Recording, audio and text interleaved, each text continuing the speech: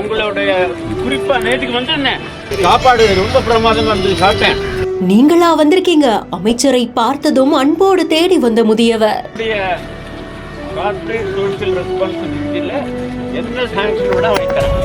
இனிமே நீங்க இங்க வர வேண்டாம், உங்களுக்காக நான் இதை பண்றேன். உங்க ஒரு கேமரா போட போறேன், சேட்டலைட் கேமரா இலவசமா போடுறேன்.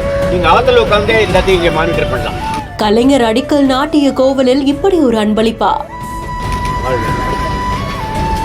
ஆயுஷ்மான் போகுது. தாகத்துக்கு தண்ணீர் கொடுத்தவர் இப்படி ஒரு தீவிர ரசிகரா. உங்களுடைய குறிப்பா நேற்றுக்கு வந்து சாப்பாடு ரொம்ப பிரமாதமா இருந்து சாப்பிட்டேன்.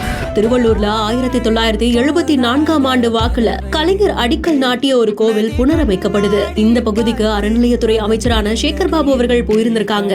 அப்போதான் அமைச்சரை பார்த்த உடனே ஒரு முதியவர் வந்து தாகத்துக்கு தண்ணீர் பாட்டில் கொடுத்தது மட்டும் இல்லாம அமைச்சரை எந்த அளவுக்கு பிடிக்கும் அப்படின்ற மாதிரியா சொல்லி தான் இந்த கோவிலுக்கு அன்பளிப்பா என்ன செய்ய போற அப்படின்றதையும் சொல்லியிருக்காங்க. அமைச்சருடைய கரங்களை ரொம்பவும் அன்போடு பற்றி மனசு விட்டு பேசக்கூடிய காட்சிகள் வெளியாகி இருக்கு. இந்த தருணம் பற்றி உங்களுடைய கருத்துக்களை கமெண்ட் செக்ஷன்ல சொல்லுங்க. மேலும் வீடியோஸ்க்கு பிஹைண்ட் நோட்ஸ் ஃபாலோ பண்ணிக்கோங்க.